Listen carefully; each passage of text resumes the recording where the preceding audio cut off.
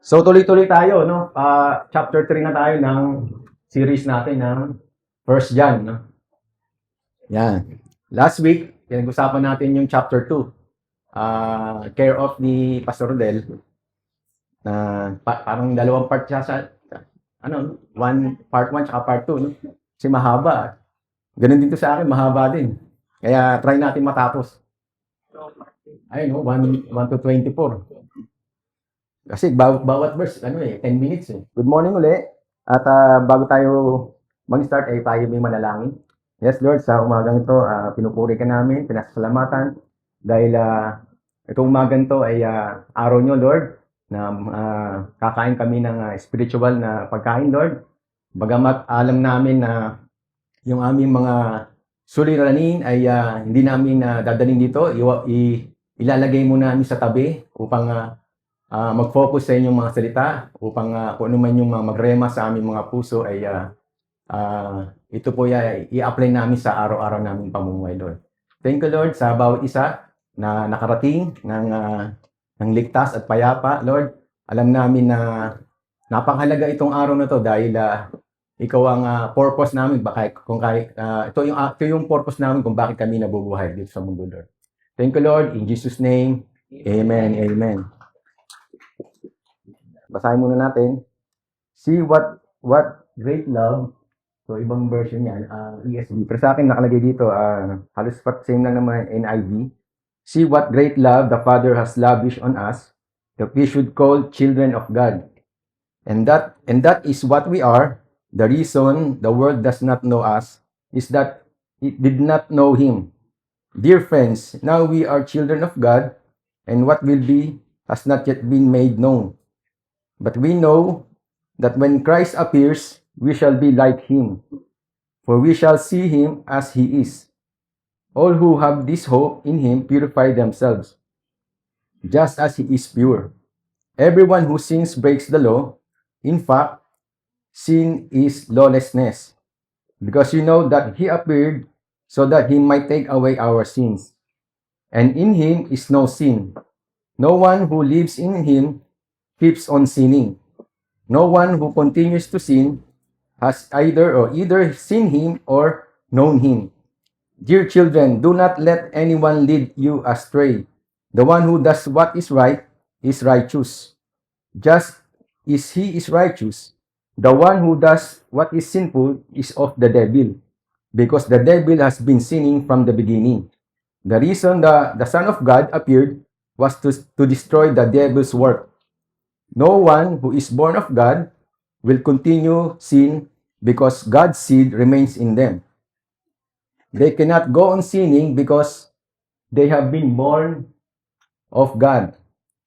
This is how we know who the children of God are and who the children of the devil. Anyone who does not do what is right in God's is not God's child, nor is anyone who does not love their brother and sister. So, yun yung verse 1 to 10. Sa ating gobyerno, siguro sa BSP, may mga group of men, tao na sila yung nagtatrack down ng mga counterfeit bills. Sino yung tatrabaho sa mga bangko? Marami, ayan, si Ate Marix. Diba? So, yun yung mga taong yan ay kailangan malaman yung fake, no? Tsaka yung yung totoo. Mga anti-counterfeiting groups o units ay nag-i-investigate yan mismo. Sila mismo yung nagli-lead niyan. So, paano natin matututunan? O paano nila natutunan ma-identify yung mga fake bills? Paano? Nakapagtataka na hindi sila nag-train para i-spend yung hours para malaman yung counterfeit. Sa halip, pinag-aaralan nila yung totoo. No? Pinag-aaralan nila yung mga bagay na totoo. Nagiging familiar sila sa totoong mga bagay. Pag naispatan lang nila yung fake bills, makikita nila, ano yan, fake or totoo. So, hawakan man yan, titigan. Kung marunong kayong tumingin ng mga bagay na tunay, sino marunong tumingin dito? For example, sa mga bugs, Sino yung mga may marunong tumingin ng mga signature bags? Makikita natin kung imitation yan o hindi. Sa spare parts ng sasakyan. Si Kuya Mandy, matagal na nagda-drive. So, malamang marunong tumingin ng mga spare parts. Malalaman kung original o hindi yung parts ng sasakyan. Malalaman, pagka fake ang parts ng sasakyan, pagka pinakabit mo, sira agad. Pero pagka original, tumatagal. Diba, Kuya? Oh. Pero pagka yung makikita mo yung original na nabili mo, ay malamang ang difference yan, mahal. Diba? Pero ang layo ng presyo niyan pagka fake. So doon malalaman kapag mahal yung binili mo na spare parts, doon natin malalaman kung totoo o hindi. Pero din ngayon, baka malaman natin kung sino yung mga nagpe-pretend dito, ika-counterfeit, diba? Sino ang fake? Kaibigan mo o kapatid mo, maaaring yung katabi mo ngayon, no? Tingnan natin. No? Sinabi ko kayo na, kung tignan, salatin, hawakan. Ako lang to. Ako to. Diba? Okay, tingnan natin yung katabi natin. No? Diba? Ikaw lang ba to? Baka hindi ikaw yan eh. Diba? So, ganito yung approach ng 1 John chapter 3 na nagbibabala sa atin kung sa panahon nga natin ngayon, there are counterfeit Christians na sinasabi, binasa natin kanina, children of the devil. Yung sa 1 John 3:10, yung sa verse 10 kanina. Pero but instead na ilista natin yung mga katangian ng children of the devil, yung scripture binibigyan tayo ng clear description ng God's children.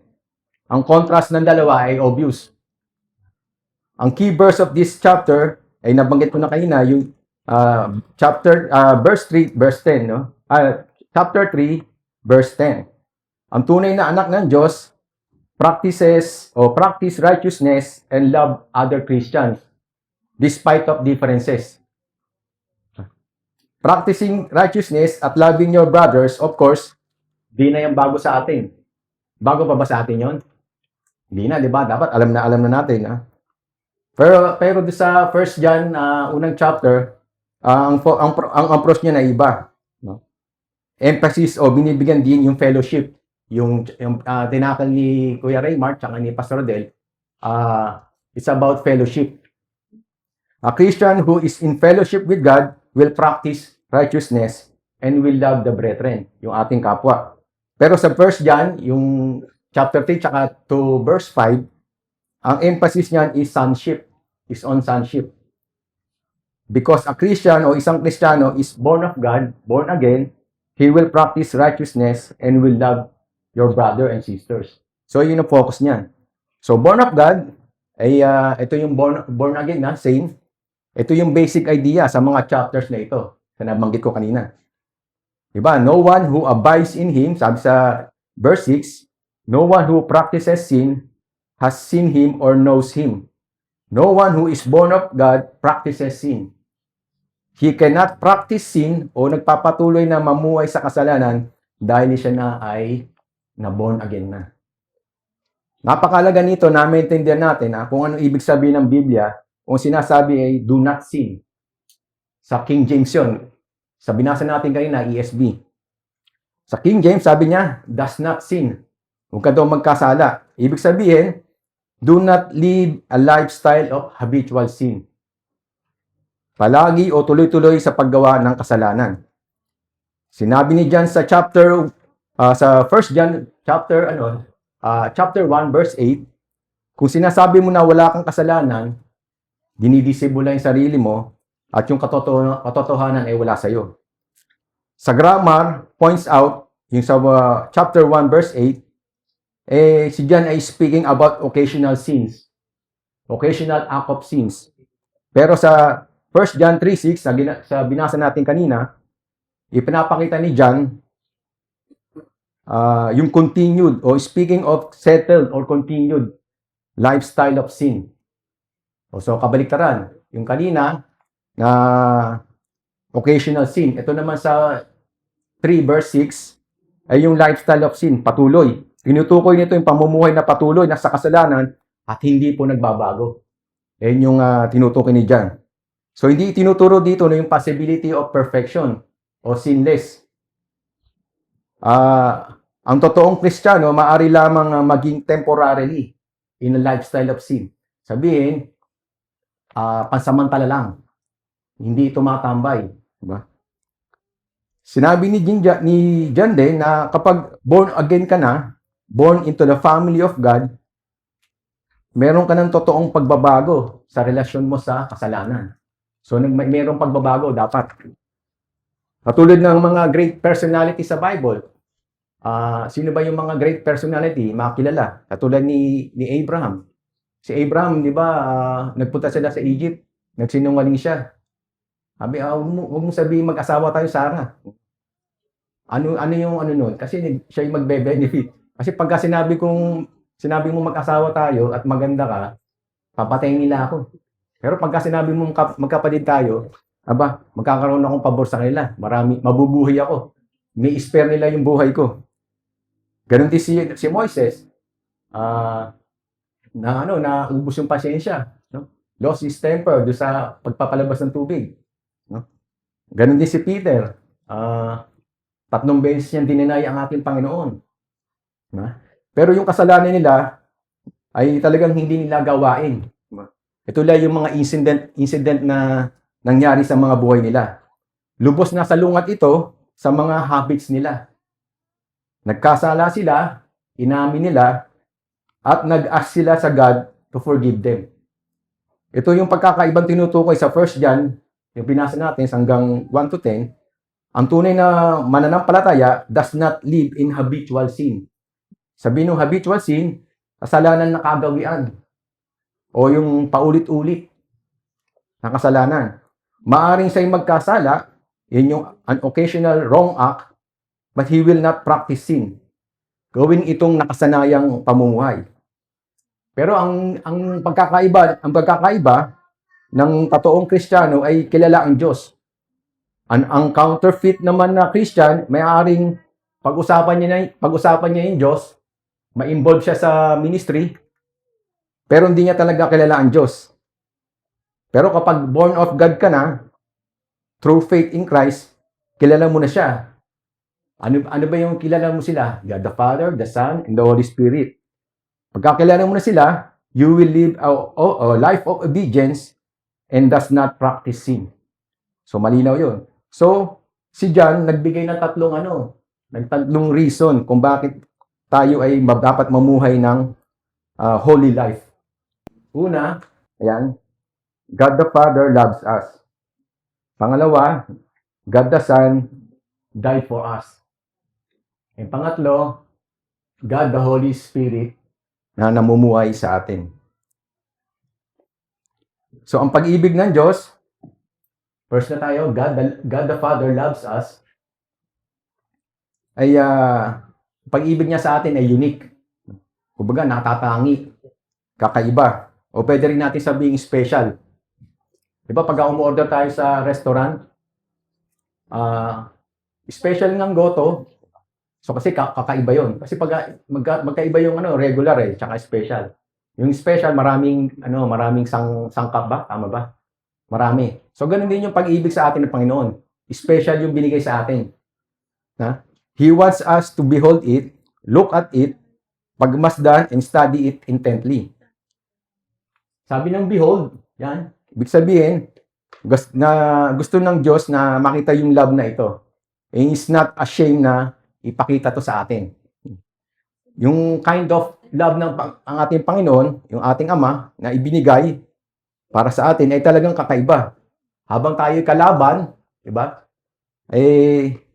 Kung kalaban tayo niya, minahal niya tayo at pinadala niya yung kanyang anak na namatay para sa atin. Kaya yung buong wonderful plan of salvation ay nagsisimula yan sa love of God. Kaya this praise invites the reader mag-pause or mag-reflect sa extraordinary nature of God's love. The term behold ay tumatawag na attention o pansin. Nabanggit ni Kuya Raymart, parang habang meron tayong ganito, parang nananawag din kami ng pansin. na makinig kayo. So, ngayon kasi magbebenta kami, di ba?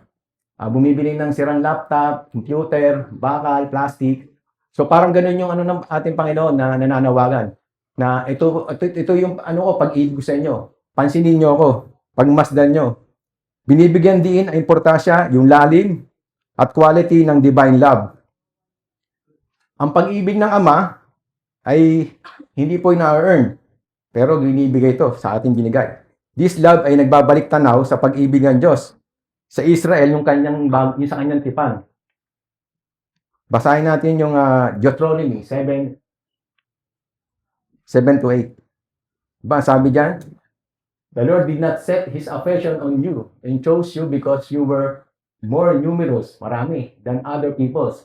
For you were the fewest of all peoples. But it was because the Lord loved you and kept the oath, His word to you and to your ancestors, that He brought you out with a mighty hand and redeemed you from the land of slavery, from the power of Pharaoh, king of Egypt. So, where God's choice na of Israel ay base sa pag-ibig niya at ganun din sa faithfulness, but they're not merit in kanilang not their merit. Being called children of God signifies a profound transformation in identity and status. Sa Tagalog, sumasagisag sa malalim na pagbabago sa pagkakakilanlan at katayuan. Itong concept na ito ay rooted sa idea of adoption. Sa legal Roman culture, pagka yung nag-adopt ka ng child, ay magkakaroon ng same rights and inheritance. Parang biological child na rin 'yon. So yung ikaw ay inampon at meron kang kapatid na isang totoong anak yung umampon sa iyo. So parehas lang yung parehas lang yung rights nila para sa inheritance. This spiritual adoption is echoed sa Romans 8, chapter 8, verses 15-7. Yan. Kung saan tayo mga believers ay tinanggap o receive the spirit of sonship and become heirs with Christ. And that is what we are. Kung sino tayo, this affirmation reinforces o pinatitibay na pahayag nito ang realidad ng bagong pagkatao natin bilang mga believers. Hindi ito title but a present reality. For sure, this statement na ito ay sumasalamin sa insurance, yung salvation at sa kapangyarihan ng pag-ibig ng Diyos. This echoes sa John 12. Yan. Sabi niyan, yet to all who did receive Him, tumanggap sa Kanya at naniwala, He gave the right to become children of God. Na kung saan, mga tumanggap kay Kristo, ay binigyan tayo ng karapatang maging anak ng Diyos. Binibigyan din dito yung pagiging wasto, yung legit, legitimacy at permanence sa bagong pagkatao nito.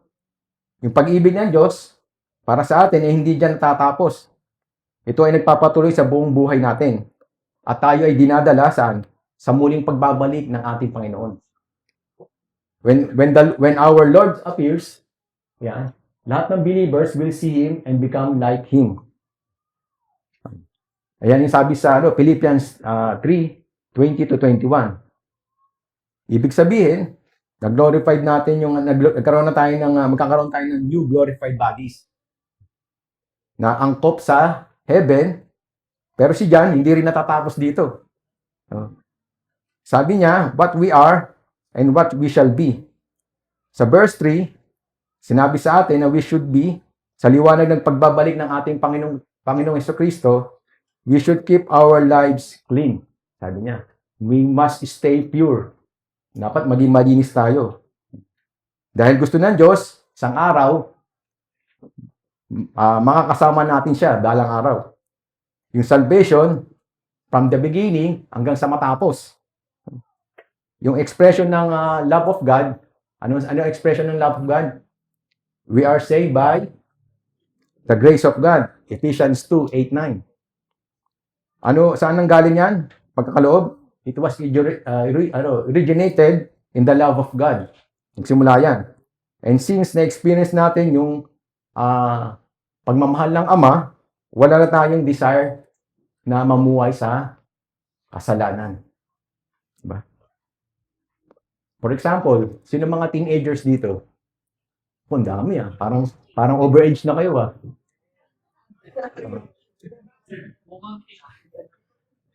Hindi, baka ang alam nyo, yung nagdaang kayo sa pagiging teenager. Oo. Di ba? Halimbawa, nagpaalam si Atenea, Mami Divine, pupunta kami atin kami ng party. Party. Tapos, kinalaunan, habang nasa party, niyaya siya ng mga kasama niya. Sabi, labas tayo, sa iba tayo pumunta. Para doon tayong mag-good time. Tapos, nag-refuse siya. Sabi niya, ay, uuwi na lang ako. Maghuhugas pa ako ng plato, tsaka maglalaba pa ako Pero sabi niya, nagsabi ng isa, bakit, natatakot ka ba doon sa tatay mo? Baka ka paluin o saktan ka? Ay, hindi ako natatakot doon sa tatay ko. Nag-reply siya. Nasaktan ako. Kasi baka I might hurt him. Kasi nga, baka, siyempre, alam niya na doon lang kami nagpunta, tapos sa iba kami pupunta. So, naintindihan niya yung totoong anak ng Diyos na ginagalang niya yung pagpapaalam niya sa tatay niya. Amen? So, hindi yung natatakot ako kay Kuya Ron, sa daddy ko na makapaluin ako. Hindi, naintindihan niya yung desire. He has no desire to sin against his love of her father. Diba? So, God the Son died for us. Pangalawa, si John nagbigay ng dalawang reason kung bakit si Jesus pumunta at namatay. Una, alisin yung ating mga kasalanan. Take away our sins. And number 2, para wasakin yung the works of the devil. Ang paggawa ng kasalanan ng isang anak ng Diyos ay nagpapahiwatig na hindi niya nauunawaan o na-appreciate yung ginawa ni Jesus sa krus. So ulitin ko, ang paggawa ng kasalanan ng isang anak ng Diyos, o Christian na to ay nagpapahiwatig na hindi niya nauunawaan o na-appreciate yung ginawa ng ating Panginoon sa krus. Christ appeared to take away our sins. Maraming definition ng kasalanan sa Bible. Katulad nung sa Romans 14:23, nakasaad na dyan, whatsoever is not of faith is sin. And then, the thought of foolishness is sin. Yung kaisipan ng mga kamangmangan ay kasalanan. Kung if anyone those who knows good, pero hindi nila ginagawa, it is a sin for them. James 4:17. So, napag-aralan natin yun, yung book of James. So, nagre-reflect din dyan. Pero dito kay John, define sin as lawlessness. Yan. Paglabag sa batas, o sabihin sa Tagalog, o kawalan ng pagsunod sa batas. Ang emphasis dito is not on sins, plural, but in singular, no? Whoever practices sin. Kasi yung kasalanan ay, mga kasalanan ay bunga lamang, fruit. At yung sin is the root. Ayan. Kasalanan. Ayan. Ugat. Inner condition of the heart. And then, yung mga pagkakasala na ginagawa natin, yung nagawa, ay ito ay mga bunga lamang. Outward, no? Yung panlabas na kilos. Halimbawa, yung galit. So, baka tingnan natin sarili natin, baka may galit pa tayo sa katabi natin. Hindi tayo pinapautang. Diba? Pinautang ka tapos di ka nagbabayad. Yung pinautang siya pa galit. Diba? So, sa kapitbahay na di ko lang, sa matagal na to sa kapitbahay namin, pagka may okasyon, birthday, parang pagkatapos nun, syempre, inuman. Habang nagiinuman sila, parang close na close sila. Tapos, nung nagkakalasingan na, nag-aaway na. Nagmumurahan, tapos, may commotion na. Tapos, mababalita mo, may sama pa lang daw sa bawat isa. Yun pala, yung pinag-uusapan, maaring utang o maaring doon sa lupa na mamanahin na dapat patas ang ano. So, palaging ganun yung, yung scenario doon, yung scene doon. Hindi ko na sabihin kung saan. Pero ganun, karamihan. No? Na may naitatago pa ng galit, doon bunubuhos. No? Pagka yung wala na sa wisyo, yung lasing na. Kasi pagka normal, wala eh. Hindi mo siya i-accuse eh. Pero pagka yung malakas, kasi yung paglalasing, palakasan ng ano eh, para lumalakas yung loob eh. Yun pala, may galit. So ano yung galit? Ugat yun, buot sa puso. Yung bunga, panlalait, pagkagalit ka, no? Nilalait mo na yon, tapos sasaktan mo na. And then, yung makikipag-away ka na. Ibig sabihin, ang pananakit o pakikipag-away ay bunga lamang. Ang tunay na problema, ang galit sa loob. And then, ano yung example natin yan? Pangalawa, kasakiman, greed. Kasakiman, ito yung trending na yun sa ating lipunan ngayon na siguro nababalitaan nyo na yung mga nangyari, no?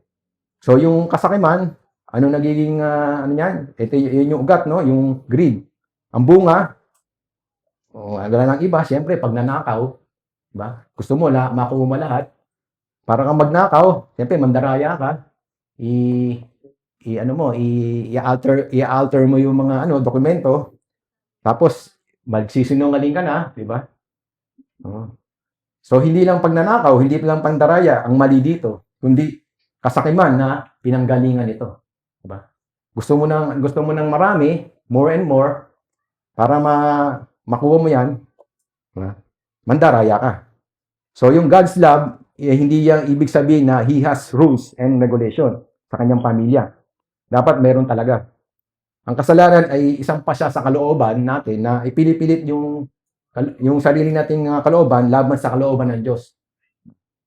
Ito ay rebellion or paghihimagsik, no? Pagka pinipilit. Rebellion, ito ay ang ugat ng kasalanan. Kahit ano pa naman ang kanyang outward action, ngunit ang puso ng makasalanan ay naghihimagsik. Diba? Sinong may batang maliit na si Kuya Clint, tama-tama, tsaka si Sid. Halimbawa, si Kuya Clint magdadrive. Ang pasahero niya, yung anak niya, si Sid. Diba?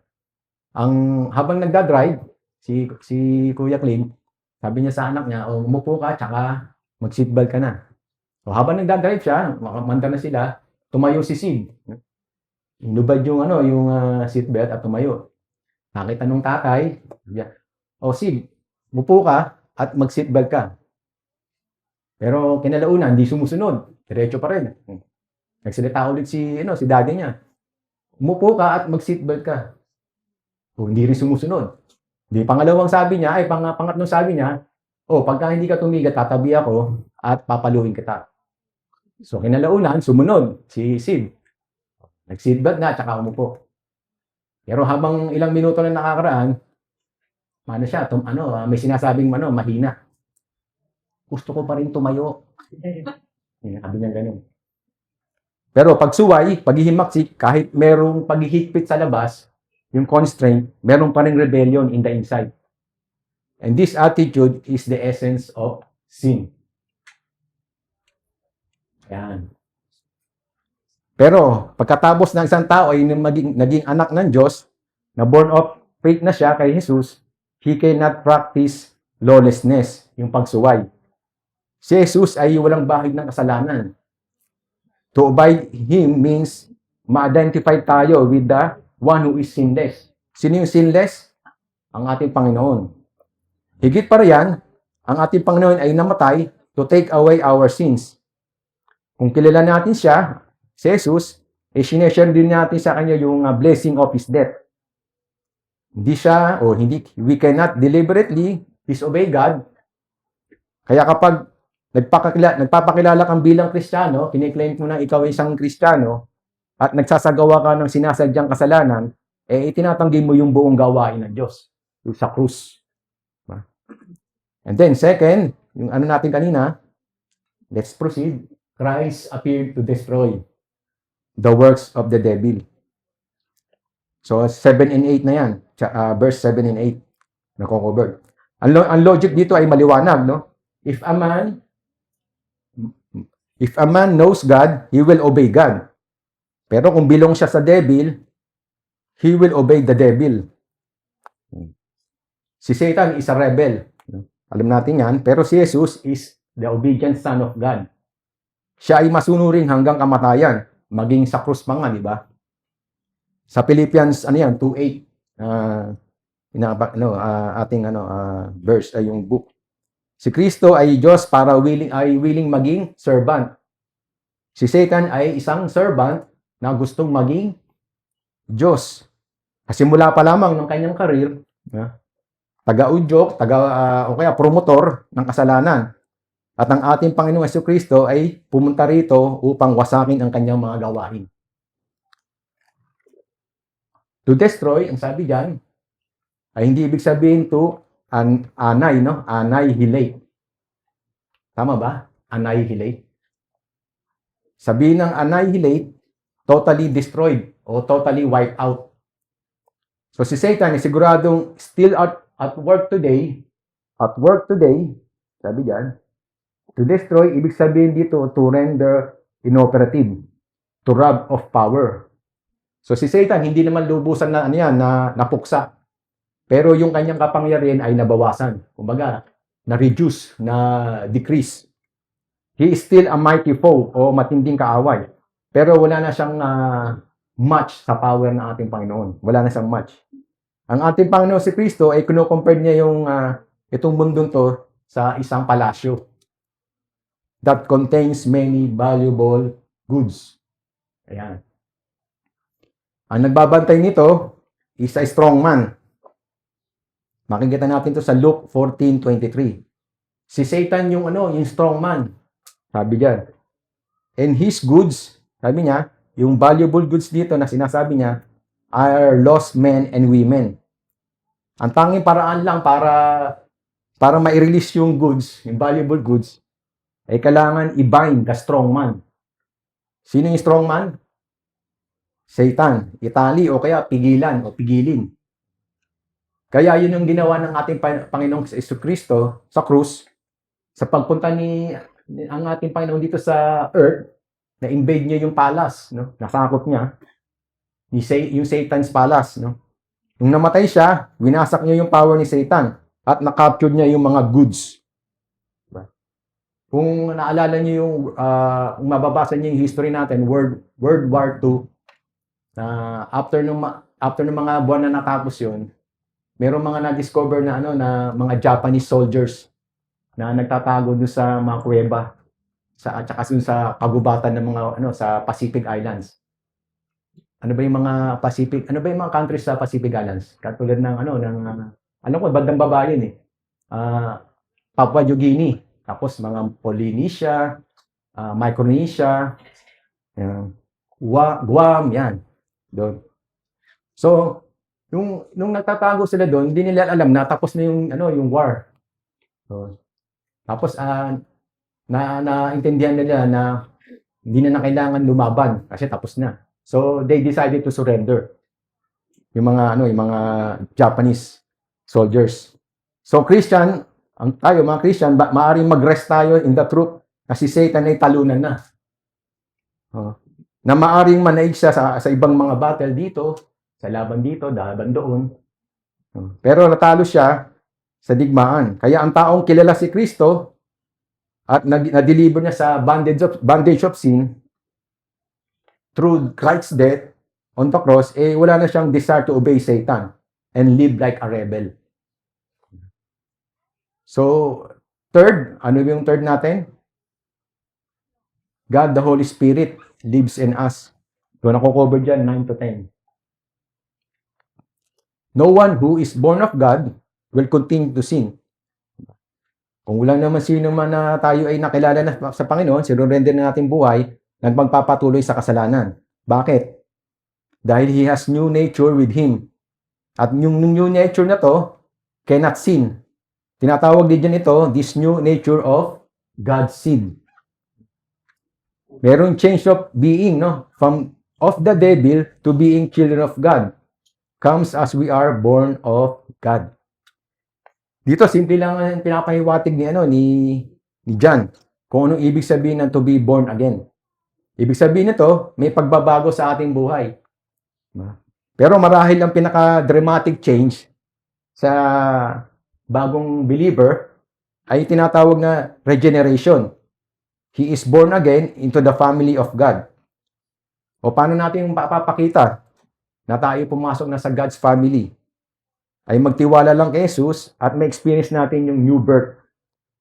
Sabi diyan, whosoever believe that Jesus Christ is born of God, yan.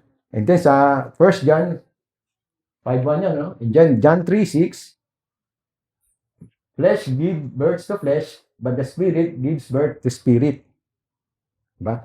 Physical life produces physical life. Tapos spiritual life naman, nagpo-produce ng spiritual life din. Tulad ng children na dinadala ng nature ng parents natin. Flesh to flesh yun. So God's spiritual children bears His nature. Tayo. The divine seed ay nasa kanila.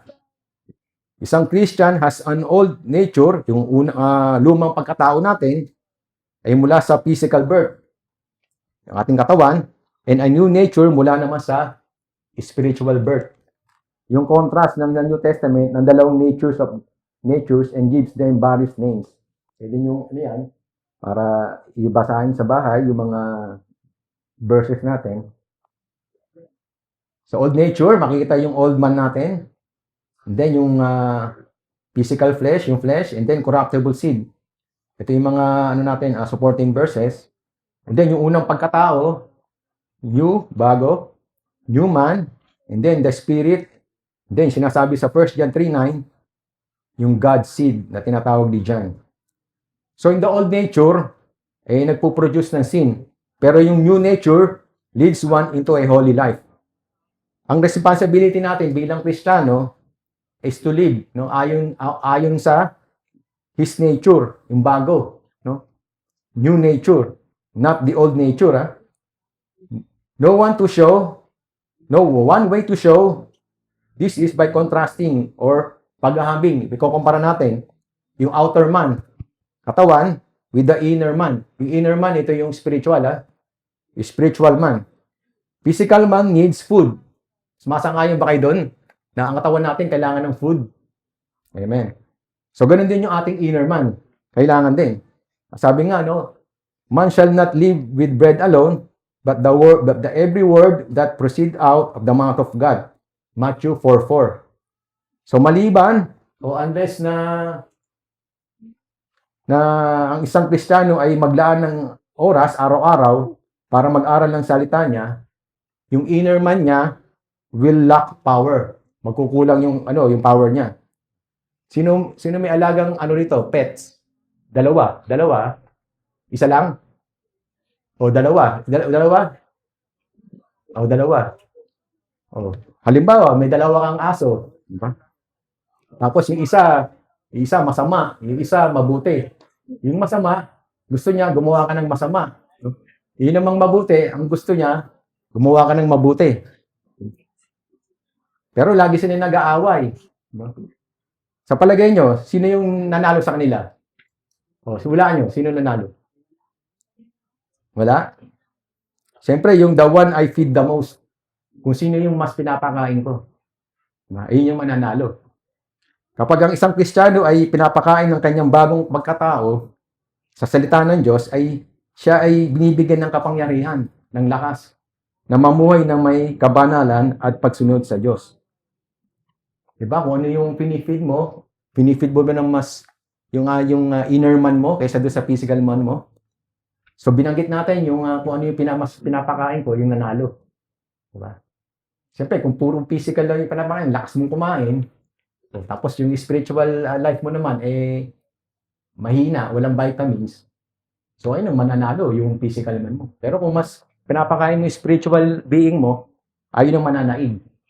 So, ito yung paalala sa atin na huwag sadyang ilagay ang sarili sa sitwasyong magtutulak sa atin na sundin nyo ang yung lust of the flesh.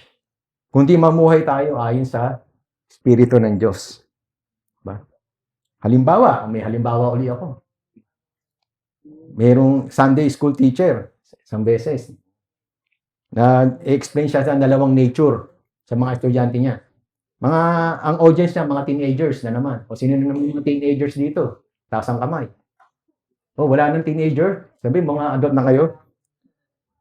So, pinapaliwanag ng Sunday school teacher kung ano yung dalawang nature ng Christian, isang Kristiyano. So, sinabi niya, our old nature came from, kay Adam. And ang new nature comes from Jesus, no, who is called the last Adam. Tapos, pinabasa niyo yung 1 Corinthians 15:45. Yung 1 Corinthians 15:45. So, also, it is written, the first man, Adam, became a living soul. And the last Adam became a life-giving spirit. So, sabi ni isang estudyante, dalawa palang Adam yung namumuhay sa akin, dalawang Adam. So, sabi niya, dalawang Adam, that's right, sabi nung tama yan, sabi ng teacher. So, sabi naman ng teacher, tinanong, ano daw yung practical value of this truth? Tumahimik saglit. Sabi, parang nanahimik sila. Tapos may nagsagot isang estudyante. Sabi niya, at itong idea na to na dalawang Adam sa buhay ko ay nakakatulong sa akin when fighting temptation. Sabi niya, kapag kumaktok sa akin yung temptation, pagka pinapadala ko yung first Adam, nagkakasala ako. Pero pagka kumakatok naman yung pagka naman yung pinapadala ko yung second Adam, which is ang ating yung ating Panginoon, yung nagiging matagumpay, nagiging I'll get victory. So ang tunay na believer does not practice sin. A counterfeit believer naman ay hindi kayang talikuran ang kasalanan at patuloy itong ginagawa dahil wala na sa kanya yung bagong likas na pagkatao mula sa Diyos. And then Christian love one another. Dito na tayo sa verse 11 to 12. For this is the message you heard from the beginning. We should love one another. Do not be like Cain, who belonged to the evil one and murdered his brother. And why did he murder him? Because his own actions were evil and his brother were righteous. So Christians love one another because they all been born of God. Kaya lahat sila ay magkakapatid na kay Kristo, brothers and sisters na kayo.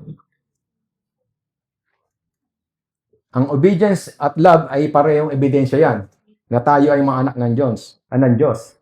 Ulitin ko ang obedience at ang pag-ibig or love ay parehong ebidensya o proof na tayo ay mga anak ng Diyos. Pero in this section on brotherhood, kaya ang brotherhood sa 1 John 3 kaya ang sulat na ito ay pinalalalim pa ni John. Sinabi niya sa atin that loving your brother is a matter of life and death. Sabi diyan, sabi na sa verse 14, wala pa tayo doon, anyone who does not love remain in death. Pagdating sa usapin ng love, merong 4 na possible na levels of relationship. So to speak, kung saan pwedeng mamuhay ang isang tao. Number 1, ayan. Murder. Pagpatay, of course, ito yung pinaka-lowest level na pwede mong mabuhay sa relasyon ng iba. Ito yung level na kung saan nananahan mismo si Satan. The devil was a murderer sa simula, alam natin yan, sa kanyang career. Christians narinig nila from the beginning of their experience na dapat silang magmahalan. 1 John chapter 2, 24, last week. Si John, in-emphasize niya yung pinagmula na go back to the beginning, sa umpisa. Sabi, bumalik tayo sa umpisa. Kung ang ating spiritual experience natin, galing sa Father, ay dapat daw, we must love one another.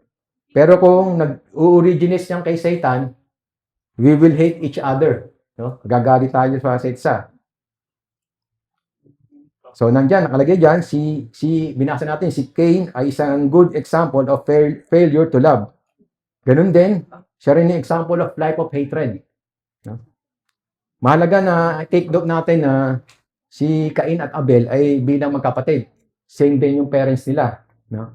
Pareho sila naghandog ng sacrifice sa ating Panginoon. Pero si Cain, hindi siya presented as an atheist. Dinescribe siya bilang worshipper. So, sa point na ito, children of the devil ay nagpe-pretend bilang true believers. Umaattend sila ng church, tumutugtog, kumakanta, umaattend ng prayer meeting. So, ganun din si Cain. No? Maaring nagdadala siya ng offerings, pero ang mga yan ay hindi valid na proof na siya ay born of God. Ang totoong test is his love to his brother. At dito si Cain ay bumagsak. Nag-fail siya rito. So bawat tao ay mayroong spiritual lineage. Faith na pinagmulan. So ganun din yung ganun din yung physical lineage natin. Yung bloodline, no? Ancestors. Si Cain ay spiritual father was the devil. Pero hindi ibig sabihin na si Satan ang ama ni Cain. It means, salip, yung kanyang attitudes, tsaka yung kanyang kilos, yung action, ay galing kay Satan. Cain was a murderer and a liar, katulad ni Satan. Pinatay niya si Abel, and he lied about it. No? Pinagkait pa niya yun, no? Tinanggi pa niya. No? Instead na makinig sa warning ng babala ng Diyos, si Cain, nakinig siya kay Satan. Ang kanyang inggit ay naging galit at puot. O na-mention natin kanina yung hatred, no? Ang dahilan kung bakit si Cain ay yung kanyang galit, no? Alam natin na nainggit, no? Si Cain. At alam na siya ay evil at si Abel ay righteous. Imbis na mag-repent si Cain kay Lord, na yun ang dapat ang gawin mo, mag-repent ka. Pero he decided to destroy his brother. Centuries later, ganun din yung ginawa ng mga Pharisees sa ating Panginoon, kay Jesus.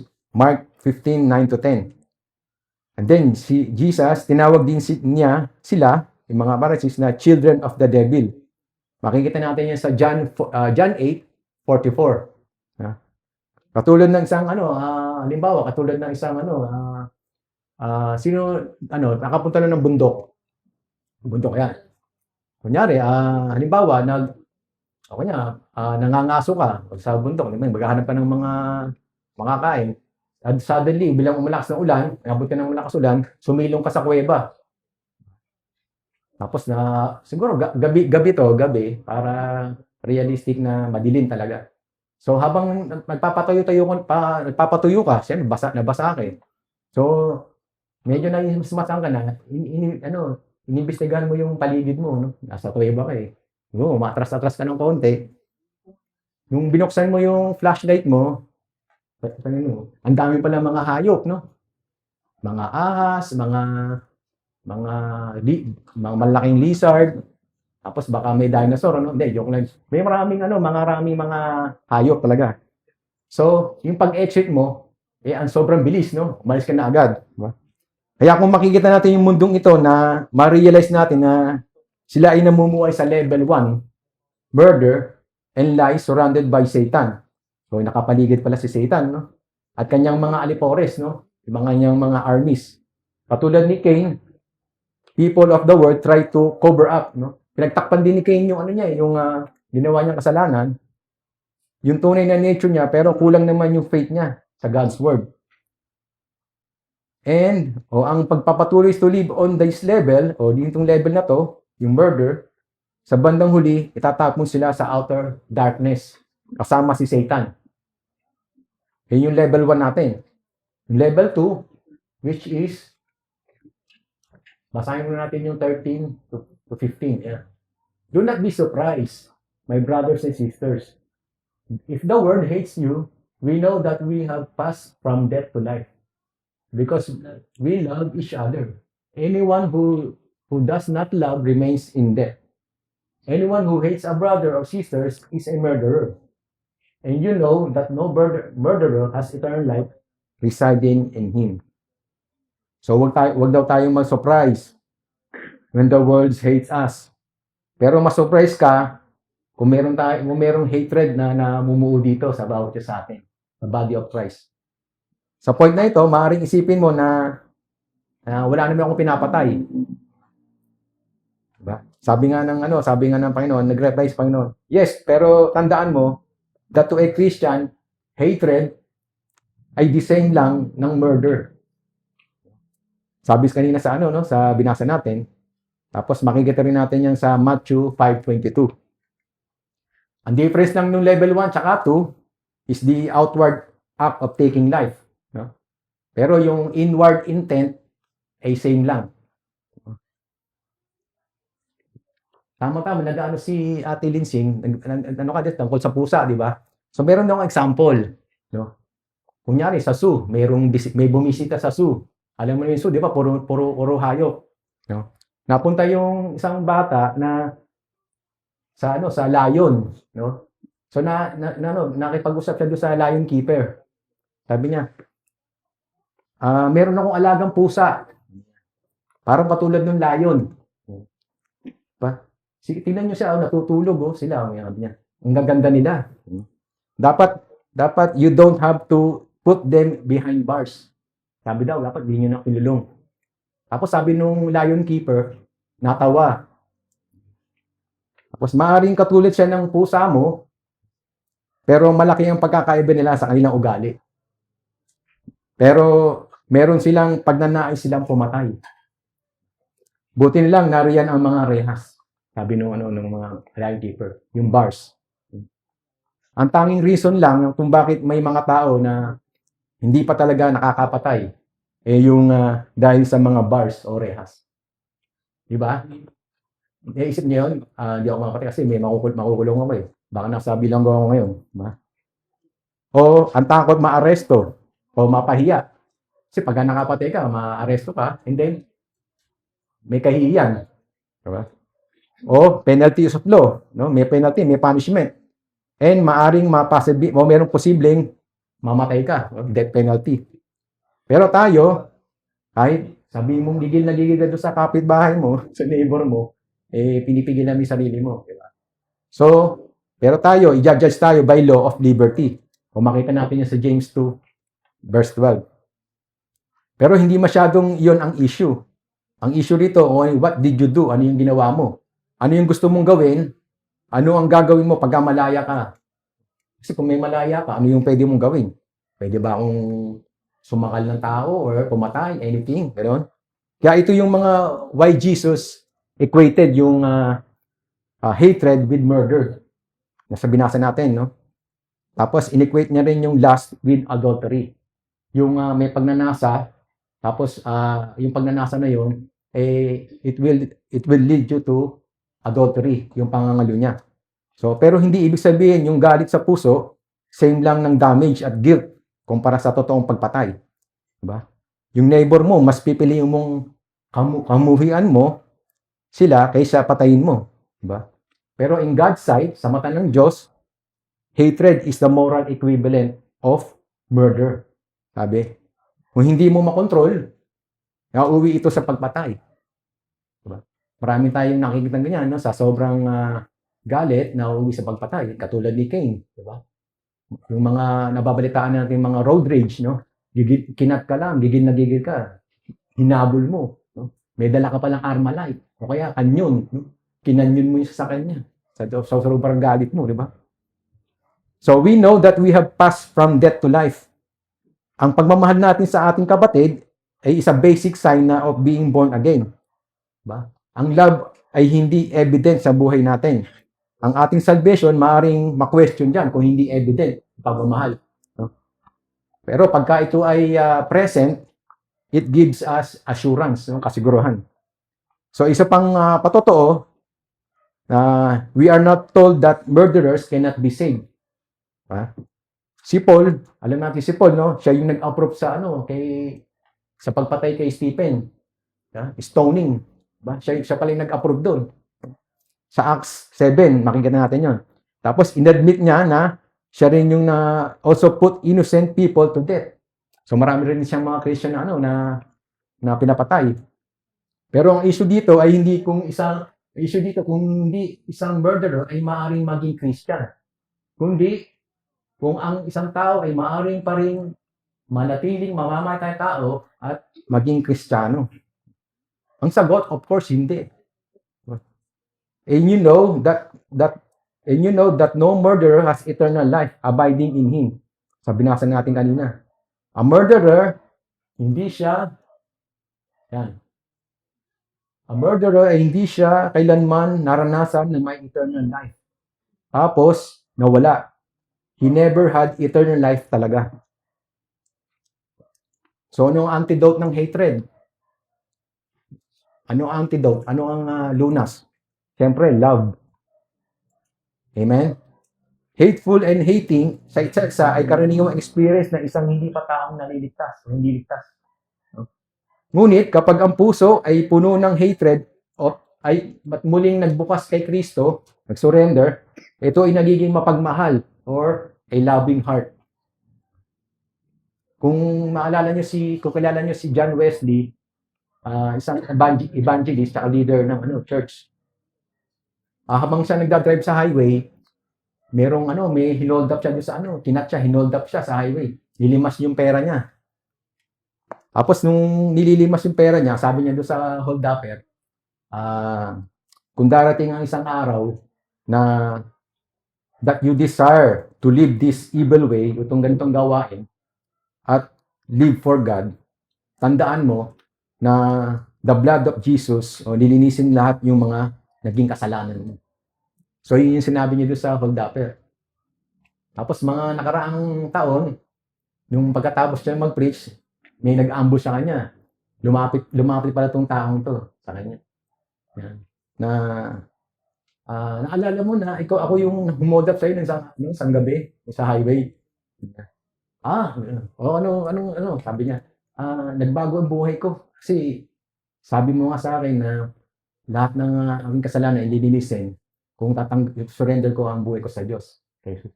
So, yun ang nangyari sa kanya.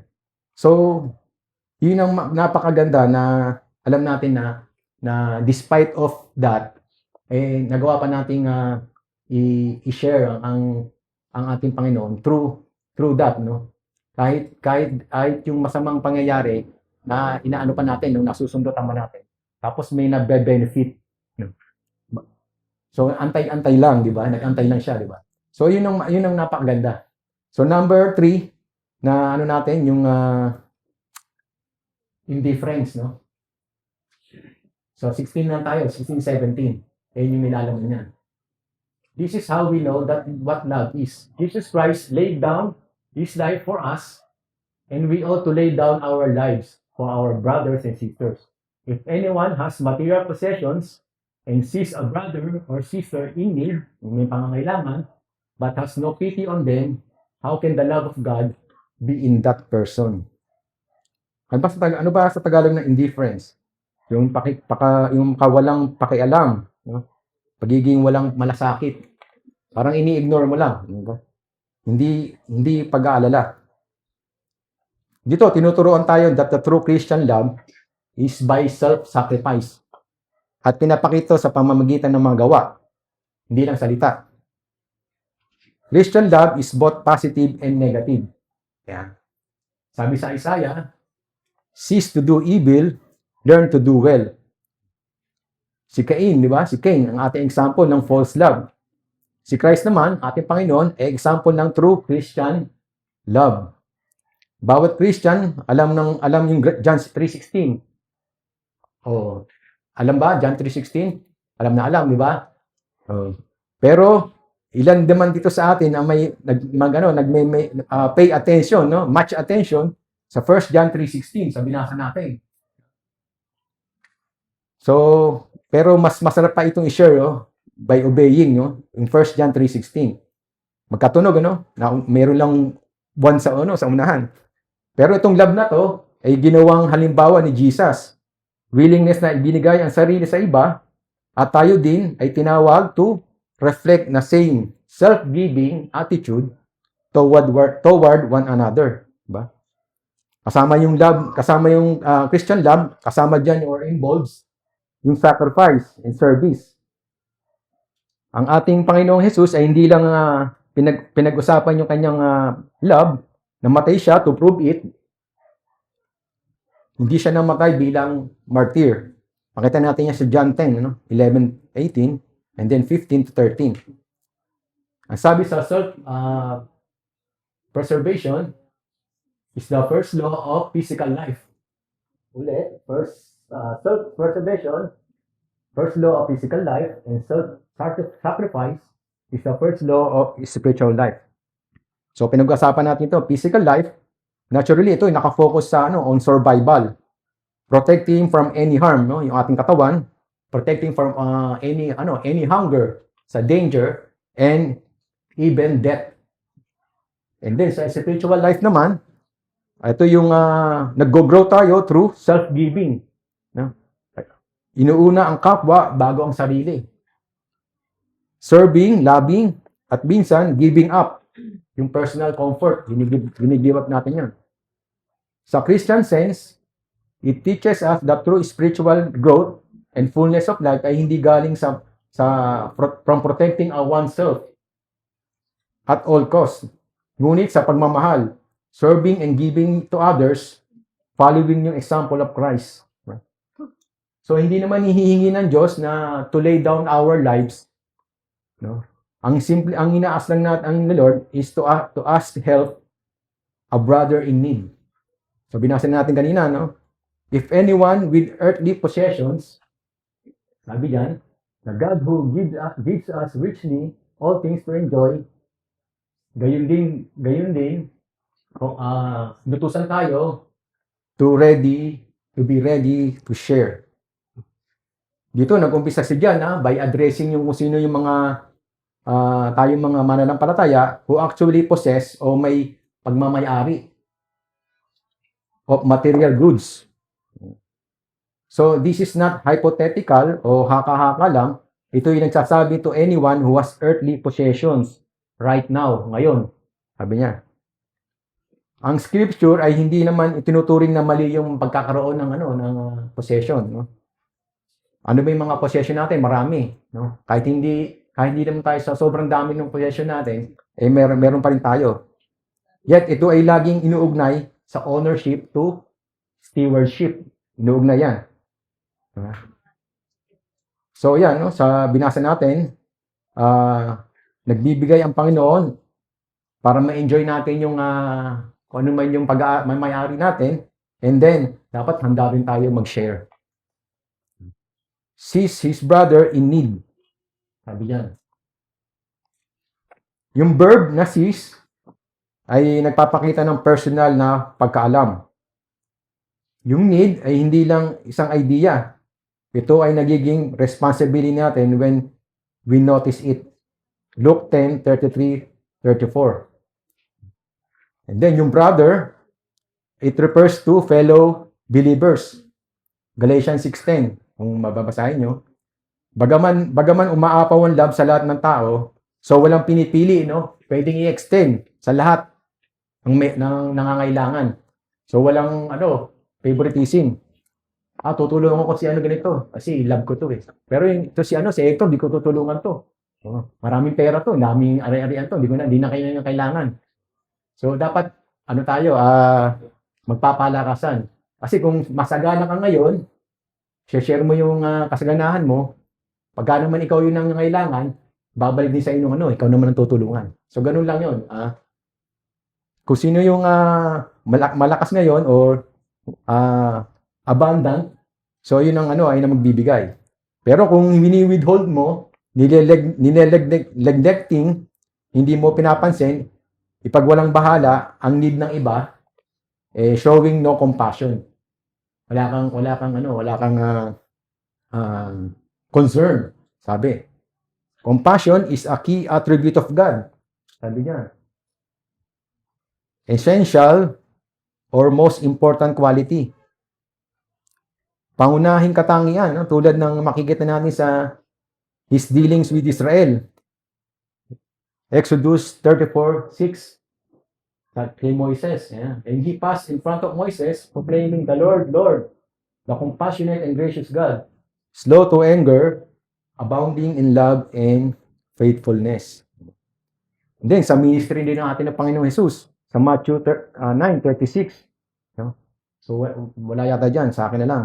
Nung nakita niya yung mga crowds, yung mga tao, he had compassion on them dahil litong-lito na sila, no? Para silang tupa na walang shepherd.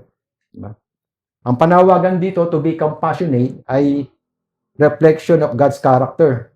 Ulitin ko, ang panawagan to be compassionate ay ito'y sumasalamin sa God's character. Ito ay umiikot sa tema ng New Testament. Sabi sa Ephesians 4:32, nakasabi diyan, be kind and compassionate. Tapos sa Colossians 3:12, nakalagay diyan, clothe yourselves with compassion, kindness, humility, gentleness, and patience. No? So yung last phrase ng verse natin kanina, how can the love of God be in that person? Magkakaroon ba ng pag-ibig ng Diyos sa pagka yung walang concern ng ating mga yung ating kapwa? Question ni John expects a negative answer dyan. Genuine love sa ating Diyos ay hindi maiiwasang mag-produce ng love for the people. Diba? Kung genuine yung love mo, may iwasan mo bang mag-produce ng love? Siyempre, hindi mo maiwasan yun. Kung saan lumalabas yun, yung result niya. Diba? Pagka yung totoo yung pag-ibig mo, magpo-produce talaga yan sa love of the people, sa mga tao. Pero pagka hindi totoo, hindi magpo-produce. Kaya sabi ni Jesus, by this all men we know that you are my disciples if you love one another. Sabi sa John 13.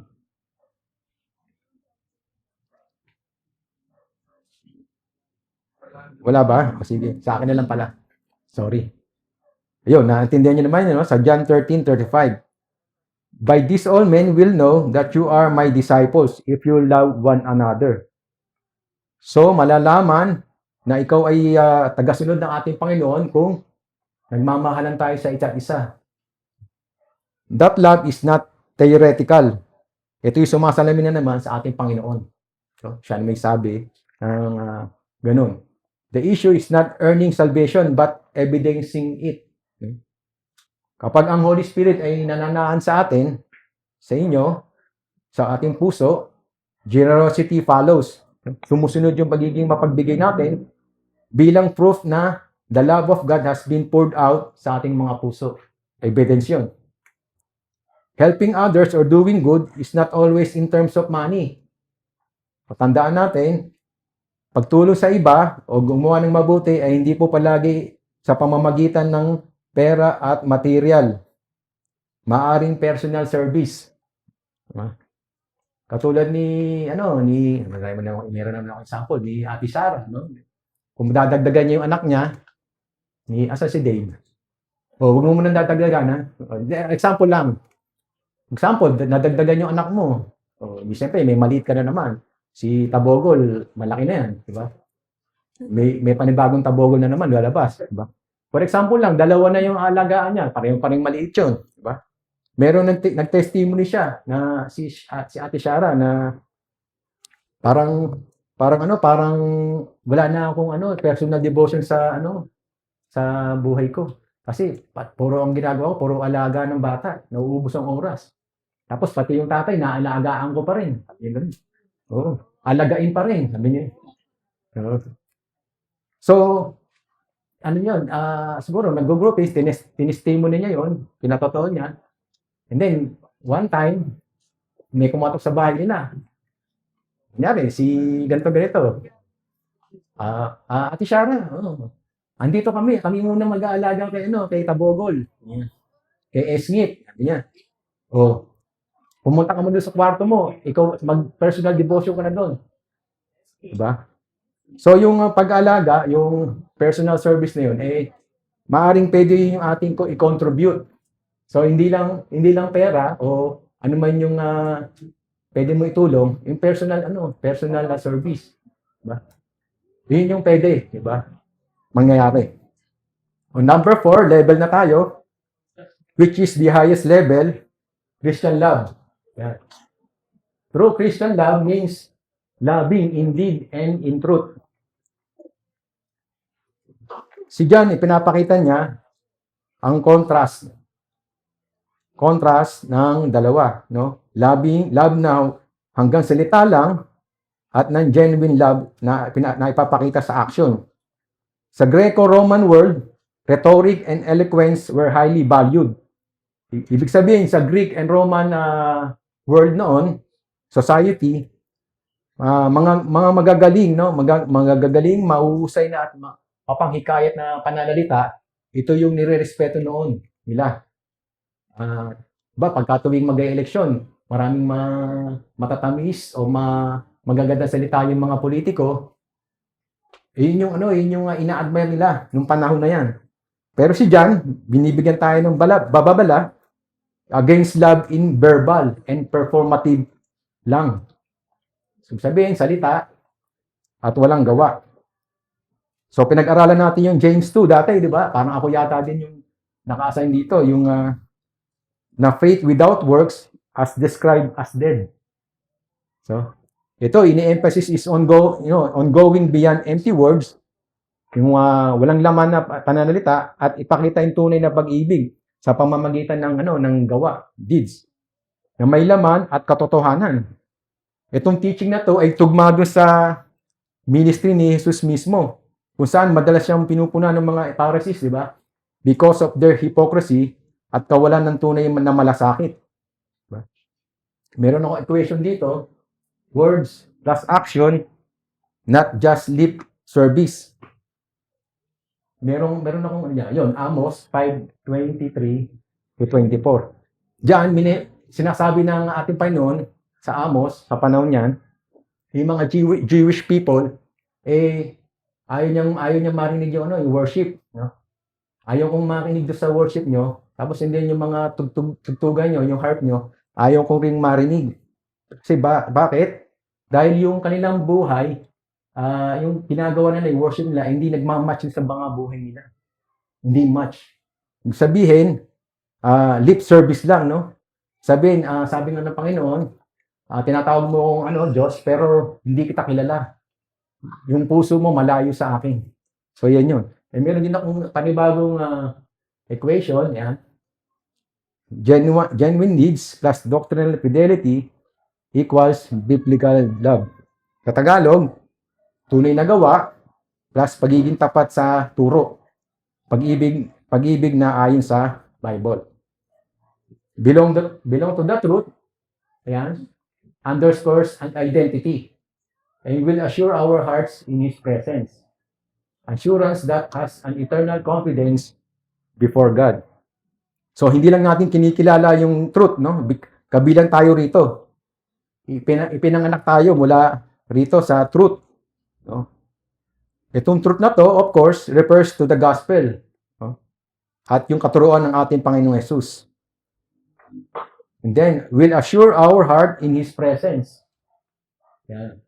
Remember, no, yung dalawang incident sa buhay ng ating Panginoon na nangyari? Na-remember? Yung kay Martha at kay Mary, you know, na nag-stay ang ating Panginoon sa bahay nila. Tapos si Martha, busy maghanda. Yung balang-bala. And then si Mary naman ay umupo sa paanan ng ating Panginoon. No? Sabi nga ni Martha, bakit hindi, Jesus, bakit nyo hinahayaan yung kapatid ko na hindi ako tulungan dito? Dapat sabihan nyo siya. Pero sabi ng Panginoon, alam ng Panginoon yung puso niya. At dinefend niya yung si Mary. And then si Peter wept after i-deny ang ating Panginoon ng 3 beses. No doubt, siya yung nagsisi, no? Nag-repent sa kanyang kasalanan. Pero alam ni Jesus, yung si Peter, repented at pagkatapos ng resurrection niya, ay nagpadala siya ng message. Message siya, parang text lang, kay Peter, that he was forgiven. Makikita natin yan sa Mark 16, verse 7. Si Peter, maaring sinisisi niya yung sariling puso niya. Alam niya kasi na dininay niya yung Panginoon 3 beses. But God has greater than His heart. Alam ng Diyos yung kanyang mas mahigit yung puso ng Diyos kaysa sa kanya, na alam niya yung bagay na binigay niya, ang assurance that he needed. And then, verse 21 na tayo. Malapit na tayo. Konti na lang. Dear friends, our hearts do not condemn us. We have confidence before God and receive from Him anything we ask because we keep His commands and do what pleases Him.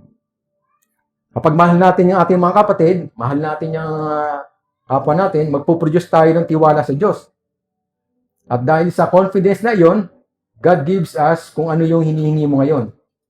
Hindi ibig sabihin nito ay you earn answers to prayer by loving your brother. Bagkus, ang ibig sabihin that your love sa kapatid mo ay patunay lamang na ikaw ay namumuhay sa kalooban ng Diyos. Na kung saan ang ating Diyos ay sinasagot ang ating mga panalangin. Sabi nga dyan, sa 1 John 22, ask, receive, because we keep His commandments. Sabi rin sa Romans 13, yan. Alagay dyan, love is the fulfillment of the law. So therefore, kung mahal mo yung your brother, you are obeying his commandments. He is able to answer your request. Kung meron kang nire-request, matagal na. Bigyan ka ng iPhone. iPhone, sabi ni Pastor, 101. Diba? Diba? Siyempre, dadaanin mo sa panalangin niya, di ba? Siyempre, susunod ka sa kanya. No? Kung hinihingi mo sa Panginoon, bahay, no? O kaya, sports car. Ayaw mo, red. Pero ang binagsak, blue. Ayaw mo ng blue, gusto mo red. Diba? O kaya, pinapanalangin mo na matagal na magkaroon ka ng papangsawa, okay, mga boyfriend, girlfriend. O, di ba? O, answered prayer na yon, di ba? Tama ba? Tayong mga believers, relationship natin to our brother cannot be divorced from his prayer life. Diba? Kung yung mag-asawa, lalaki at babae, ay hindi sila sumusunod sa kagustuhan ng Panginoon. Halimbawa, yung kanilang panalangin will be hindered. Sa 1 Peter 3:7, sabihin, mahadlangan, okay, mapipigilan nyo, maantala, pagka hindi sumusunod. Sabi nga nung isang evangelist, tsaka isang tatay, may halimbawa na naman ako. Ang dami kong halimbawa. Baka mapanghalimbawa ako si Ate Maris. Tawag naman. So, meron isang evangelist tsaka isang tatay. Nilapitan ng tatay yung isang evangelist. Sabi, matagal ko na pinapanalangin na yung anak kong pasaway, yung lumayas, bumalik na sa akin. At bumalik na sa Diyos. Pero hanggang ngayon, hindi pa rin sinasagot ng Diyos yung panalangin ko. Sabi nung tatay. Pero pinasabi nung evangelist na binasa niya, if I regard iniquity in my heart, yan, sa akin iniquity, pwede rin yan, the Lord will not hear me. Hindi marinig ng ating Diyos. Pero ang ginawa nung tatay kasi baka meron ka pang kinikimkim, meron kang tinatago na secret sin, okay, meron ka pang meron kang nakagalit tapos hindi pa kayo nagkakaayos. Sabi nung meron nga po, parang may naalala ako. Sige, lumakad ka at ayusin mo yan. Yung inayos niya yun, kinalaunan, bumalik yung anak niya.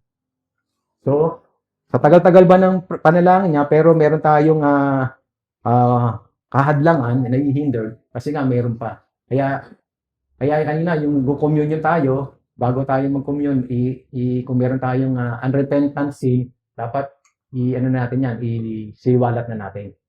So, ganun din. Paano masasagot yung ating panalangin kung hindi po natin nililinis muna ang ating puso? These verses do not, of course, nagbibigay lahat sa atin ng conditions of answered prayer.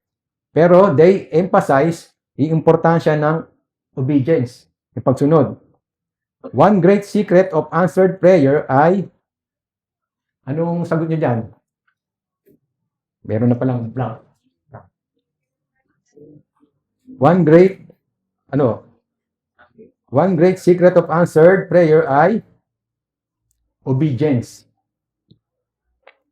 And the secret of obedience is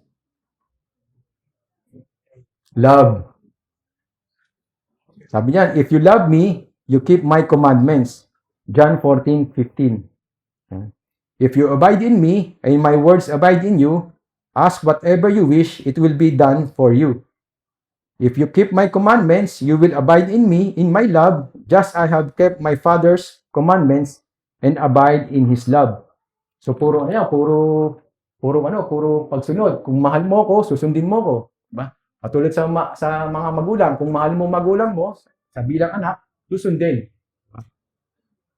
Verse 23 na tayo.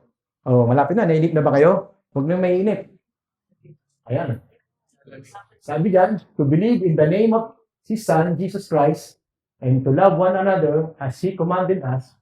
The one who keeps God's commands lives in Him, and He in them. And this is how we know that He lives in us. We know it by the Spirit He gave us. Yung Holy Spirit na binigay sa atin. Noong nagtatanong isang skriba kay Jesus, sabi, ano daw yung pinaka-greatest commandment? Nag-reply ang ating Panginoon. Dapat mahalin mo yung Panginoon. Thou shalt love the Lord thy God. And then, dinagdag pa niya yung pangalawang commandment. Ano yung pangalawang commandment? No? He shall love your neighbor as yourself.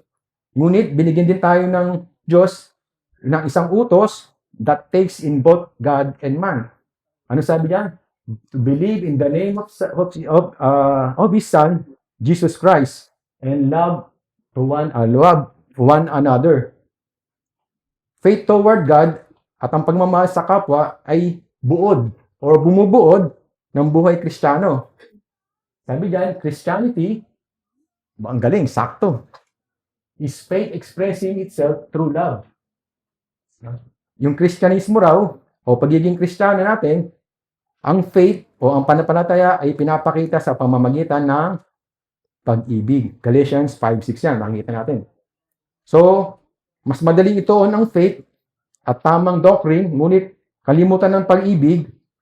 On the other hand, iba nagsasabi yung doctrine daw ay hindi importante.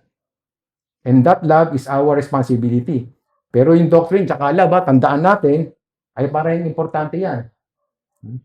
Ang isang tao na na-justified na, na-saved na, nalalaman na niya na yung love of God na binuo sa kanyang puso, no? Na abiding in Christ, sabi diyan, makikita natin yan sa Romans 5, 1-5, yung kanina. Abiding in Christ, sabi, is a key of experience sa isang believer who wants to have confidence toward God. And then yung remain, sabi diyan, or abide, halos the same yan, ay nilalarawan o describe a living continual union. Sabihin, pamumuhay patuloy sa pagkakaisa sa ating Panginoon. No? Hindi lang an occasional visit, no? Paminsan-minsan, dapat tuloy-tuloy po yan. Patuloy. Makikita natin yan sa John 15:4-5. Ayun, nakita na. So, ibig sabihin, yung ating mga buhay dapat naka-angkla, no? Anchored. Sabihin ng anchored, rooted. Yung rooted, it conveys stability and foundation. Ito yung nagpapatibay sa atin. Di ba? Na-explain na yung anchor sa isang boat, sa bangka. Para hindi matangay ng alon, may anchor yun. May ano ba doon? Tama. May sima. Tama, may sima ba yun? Para hindi matangay. So, ganun tayo. Dapat naka-anchor tayo yung buhay natin sa ating Panginoon, sa salita. Dahil ang Diyos ay naninirahan mismo sa ating puso, yung obedience, yung pagsunod, dadalo yan. From the inside out, hindi lamang sa external rule keeping, yung panlabas na pagsunod lamang, natuntunin. Diba? Kung na-remember niyo yung message ni Jesus sa mga disciples sa upper room, na pinapakita niya yung abiding, na ikunumpara niya yung his followers to the branch of a vine. Diba? Hanggat yung vine na kumukuha ng nutrients o lakas mula sa vine, magbubunga yon. Pero pagka hiwalay, yung branch, hindi magbubunga. May hiwalay, ito ay mamamatay. Hindi salvation ang tinutukoy ng ating Panginoon, kundi fruit bearing. Sa madaling sabi, diba, ang sinner ay magtitiwala kay Kristo. Ito ay papasok sa kanyang into union with Christ. Papasok na yun. Pero, Maintaining communion o pagkakaisa sa ay dapat moment by moment. Bawat sandali, responsibility natin. Hindi lang paminsan-minsan, dapat bawat sandali. Gaya na natin na the believer walks in love, madali para sa kanya ang sumunod sa Diyos. Sa makatuwid, dapat mine-maintain natin yung close communion sa ating Panginoon. Sabi nga niya sa John 14:23, flash na kanina. Anyone who loves me, he will obey me. He will obey my teaching. My Father will love them, and He will come to them and make our home with them. Oh, last na tayo. By the Spirit, He has given us. Ito na yung unang praise. Sa verse, natin. Ang Holy Spirit ay paraan kung saan nararanasan natin, no? Mga believers, presensya niya. Ang role ng Spirit, ang role ay bilang witness and guide ay nakakahigit, no? O naka-highlight sa John 14:16, 17. Kung saan nangako na binigay ni Jesus yung Spirit of truth sa kanyang mga sumusunod.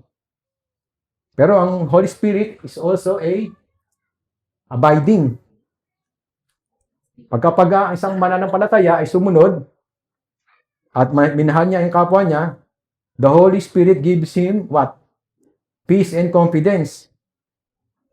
Kapag ang Holy Spirit ay nananahan sa kanya na forever. Makita natin sa John 14:16. Pero when the Spirit is grieved, pinalungkot mo, wini-withdraw niya yung mga blessings kasi pinapalungkot mo. And then ang Holy Spirit is also a attesting spirit. Sabihin, nagpapatunay na nagpapatotoo rin, di ba?